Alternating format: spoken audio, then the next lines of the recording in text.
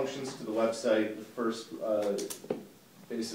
four things we want to do. The first one was the citizen guide needs a place to live. So if we're going to be talking with or trying to give information to voters about issues, we need a place for it to go. But that alone might not drive a huge amount of traffic to the website, so we wanted to bolster it up a little bit more while still, you know, the CiviCamp mantra of lowering the participation threshold as low as we possibly can, making it as easy for voters to find information. Was bringing a couple other things together. CalgaryDemocracy.ca, very similar to last time around, which is just bare bones, basic information, each one of the candidates, who they are, where they're running, what their website is, their Twitter handle, all of their phone number, all of those kinds of things. Easy access to that sort of information. We haven't had a conversation with Grant yet to find out if he's going to be doing his Calgary Democracy again, or if he'd like to fold it into this or not. Not that there's a problem with duplicating effort if that's what we decide to go. The second one being, or the third one being similar to what CalgaryPolitics.com did last time around, which was bloggers from across the city basically getting together to cover all the races, because we know, as Jason can probably attest to, there's only so many column inches in the newspaper, or only so many minutes on the radio or on the news. Being able to get really quite in depth on some of the candidates and some of the races, you know, the stuff that's not sort of skimming the surface type thing, is it takes a lot of time and energy to be able to do that. So last time around, those bloggers actually got together and agreed to break up the races, so it wasn't just one person or two people covering all the races. It was a team of people sort of breaking them up. So in that way, we would actually have original content on the website as well.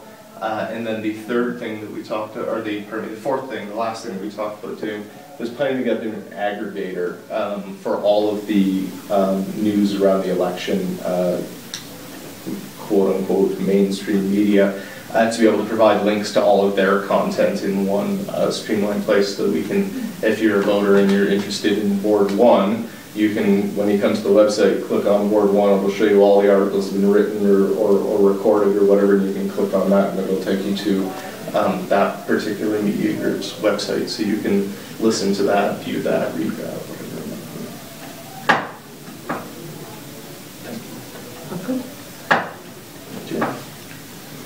Nope, sorry. Now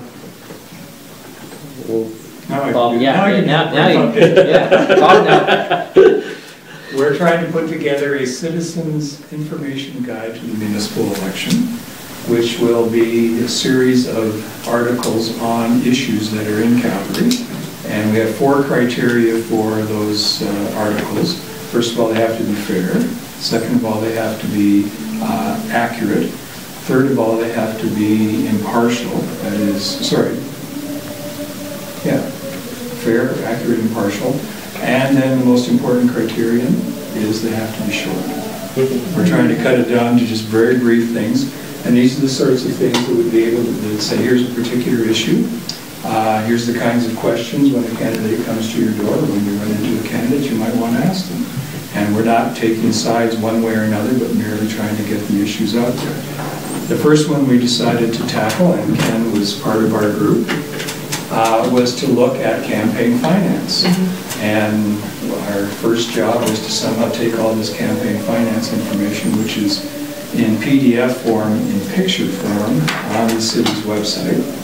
We have been able to, primarily thanks to people like Ken and a crowdsourcing exercise by one of our volunteers, we have been able to create a spreadsheet of all the municipal campaign finance contributions from the 2010 election. Of course, we have no information on the 2013 election yet, but we're hoping to eventually get some sort of information about that.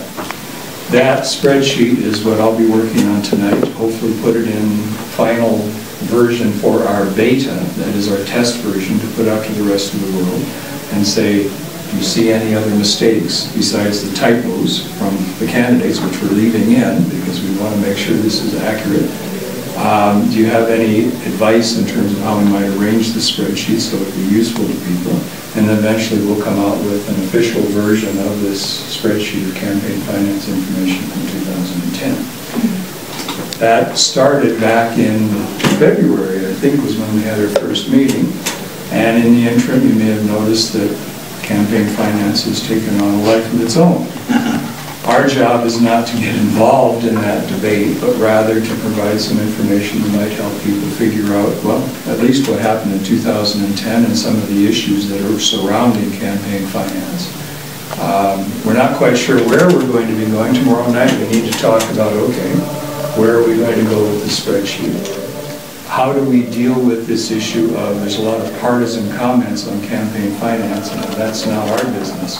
Again, our business is to be able to make information available to people in the fairest way possible. So that's where we stand. If anybody's interested in joining that group, and as Ken can tell you, it turns into a lot of work, quite honestly. Join us tomorrow night, same place, here at 6:30, and you can join our little group. If you're interested in a particular issue and want to contribute a short article, then we're going to be opening this thing up to open source, basically, and as long as you meet those full criteria, you can have an issue brought into this particular guidebook. We're going to put together some examples of issues that get people going and thinking about this. That's probably a month or so down the road in terms of where we are in terms of timing. But we're hoping by June or sometime in June we would have some sort of a beginning of this guide that people could look at and provide their comments on the issues that we've raised and add some more issues to the mix. So I don't want to take up any more of your time, but if you have any quick questions of what we're doing and how it might relate to the forum, certainly ask me now, and if there are questions later, you can pass them on to Jeremy and we'll get back to you. I just wanted to add in that right now we have our second phase of our crowdsourcing initiative. So if you go to crowdsourcing.civicamp.org, you can help us categorize the donors. There are different categories. As to industry. Right. Well, organization. Oh, an organization, you're right. There's a name of obviously an organization. It doesn't seem to be an individual, at least from what we can tell.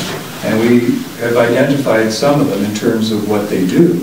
And the question is, these other things, these other organizations, whoever they are, we don't know what business are they in, or if they're a nonprofit, what kind of causes they're involved in. So as Jeremy said, there's a crowdsourcing initiative where you can go in and there will be a line there with the name of a contributor.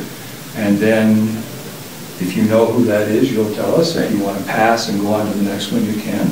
Or if you want to do a little bit of research, trying to save our group, our small group of people from doing all the research, you can go and try to find a website that might identify, what does this particular organization do, and then pass it on to us. That becomes useful because, as you know from this debate that's been going on about the builders and the developers, one of the issues is who is contributing a lot of money or a small amount of money to particular campaigns, and we're hoping to get as good an idea as we can about different categories of companies, organizations, whatever they happen to be in terms of contributing to campaigns. So the site was crowdsourcing.civicamp.org. Who's the volunteer who actually put that together? Benjamin Israel. He did. Oh man, it's so slick. I am just so impressed. I mean, especially the first round where it was like, just go in and type the name from the PDF. Like it was addictive. It was like you just wanted to sit there like all night. And the amazing thing was the accuracy. Because we did this different ways. Like Ken had a way of actually reading these PDFs, and its accuracy was pretty good. We had people like me who were typing things in. Accuracy probably wasn't that good. We did proofread. We had one individual who did an excellent job on typing things, and she was kind of the gold standard. But this crowdsourcing almost reached that gold standard. It was incredible in terms of, because what he was doing was putting in at least twice each of these contributors, and then one person would type it and somebody else later on would type it, and then you could consider it. And the accuracy was pretty amazing. And we had, you say 250 different contributors? People that participated. Well, there may have been people doing it twice, like coming in once and then coming in again. But 250, that was actually incredible from that point. And so how complete, is it complete or is it 2/3 or? The spreadsheet right now has all the contributors Okay, so listed. the crowdsourcing part is finished. Though the first crowdsourcing, The first the thing, second yeah. crowdsourcing is, here's a list of things that appear to be Adding that in, organizations. right. You can see it's, at the very top, you can see its progress, so it will tell you how far we've. There's an 11% loss. It is a lot harder this time around because it takes time to actually. Because you have to go off and search and Google. We keep raising the bar. This is the first one was just the easy part. Now we go into, okay, what do these organizations do, which can involve a fair amount of research, particularly, I mean, we've got numbered companies. How do you find out what those people do? That's interesting. I